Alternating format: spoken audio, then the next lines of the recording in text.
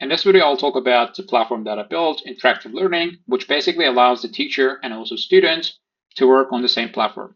And in this perspective, we will take a look at it from programming or talking about a practical something on an editor, so that the teacher is working on an editor, explaining things on the editor by changing things, by explaining things, and the student has the ability to have the interactivity within the same platform by stopping the state and also changing the state, saving the state for future review. You'll understand when I show this better, I think, so I'll get into that right away. So the student in this teacher studio, I have the ability to start a recording with my editor, camera, and microphone. I have my lecture set up here. I have my files and everything here. I'll start the recording. So as you can see, I see my face here, and also the platform is available in front of me now. So I'll go through one by one. By the way, this has to be like an error, I think. Why is that there? But anyway, that's not so much important, so we don't have to make emphasis on there. I also have to say that this is not a 100% ready platform. This is just an idea that I had to build and put it together so that, let's see how this goes, how this looks. So within this platform, as a teacher, I have my presentation here that I can basically go through and explain things as I'm talking and so on. I have that possibility. I will close that one. If I want to open it, I can again open, but I want to close that. I have my whiteboard. Again, I can just draw things here.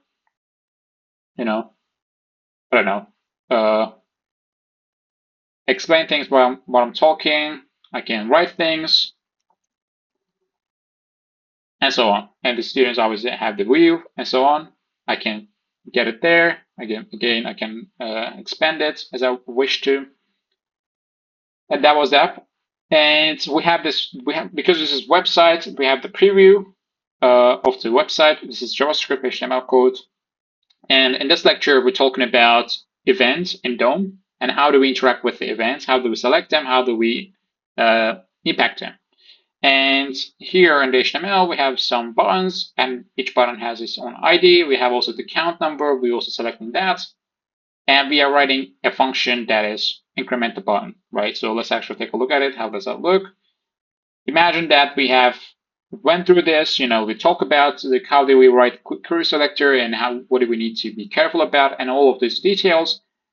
And after that, I show the preview, look, I'm interacting with the students, I'm explaining things from the, presentation and so on. And I can give some lectures, not lectures, examples or exercises to the students that I can directly do it here. And I'm satisfied with the lecture now. I'm stopping the lecture. And I can preview it and I can save the draft and publish it. I see my face here and also go through and explain things as I'm. And after that, I show the preview. Look, I'm. All right. I feel like this has been published. So now, as a student, as a learner, now I'm in my lessons. Now I do see the lesson, and I start a lesson. Talking with the students. So it kind of remembers the previous state, which is actually an error that I need to fix. So, but like if you imagine that each account has its own cookies and like the data, the local storage data, this should not be a problem. But anyway, I wanted to mention that as well. The recording. So I have the ability to actually stop, close the instructor camera, but this doesn't properly work yet. This will again open it. So as you can see, again, like this is not a 100% ready application, but these are not points actually. So let's say that, okay, so the teacher has explained some stuff to me, and here at this point, I'm like, you know what? I have the 100% availability to the teacher's platform now. This looks like a video, but this is a video that is taken inside the editor, and I have the 100% ability to actually interact with this platform.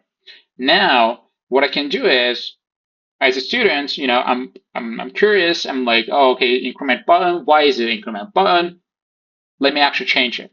what happens, right? What happens when I change that? Let me see. I just renew that. Renew that. Now let me see if that works. That doesn't work, obviously. That doesn't work because we changed that. I'm asking some questions. I'm like, maybe it's because here we also need to make it same, you know. Let me see if that works. Okay, refresh it. Oh, that works. So as a video, right, I made some changes now. And by the way, in order to make changes, okay, let's actually revert it back. Revert it back. As a student, I have the ability to say pause and experiment, and I can make these changes again. I'll make. Okay.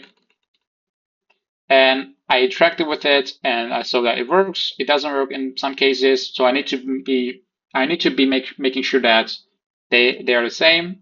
The ID is the same in two files. I just learned that. That's my learning experience. Now I want to actually save the experiment. Now I have this purple dot that shows me, my change. When I say return to lecture, we have because this is website, we have everything starts from where this teacher has left it, right? But if I want to remember what I've written, I can always go to this point and take a look at it, my changes, right? So return to lecture. We have this. Again, I can just go through it, and I do have the ability to also see my changes here as well. Again, this is just an idea. This can be way better as well with some time and thinking on top of it, but this is the idea. The student has the video that has an editor that it can interact and that it can have the change ability.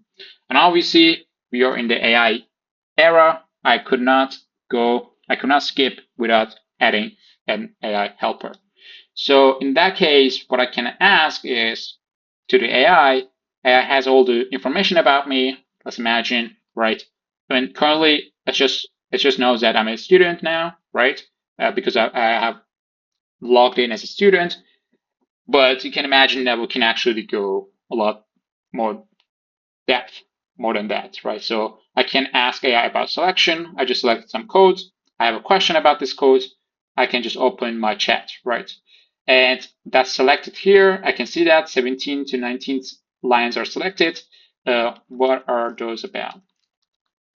What does teacher mean with decrement? That was my question.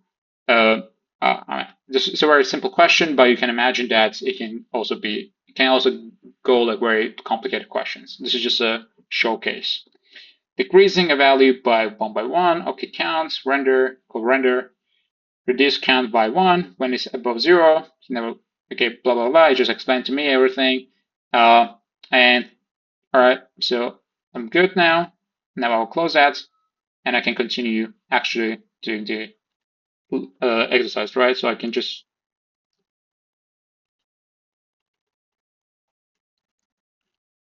and I will render, I will do whatever he said. And actually, let's see if that actually works. Oh, that works, okay. Well, okay, that was nice. And once again, I can actually do this. I always forgot to actually pause an experiment, but that's okay. So this is the idea. This is the idea of the application. In any moment, I have the perfect ability to actually interact with the platform. I can again open the presentation. I can take a look at it in my own pace. I don't have to, go back where the teacher has opened the presentation and take a look at it like that, or I don't have to download anything. I always have the ability to actually whatever the teacher is interacting with. So this is the whole idea. This is the whole premise of this interactive learning platform. Again, this needs a lot of work. I know that. I mean, this is not like ready application. This is just an idea that I'm discovering, that I'm building further. All right, so that was it. You will also be able to see the link of this application in the description, and let me know what you think.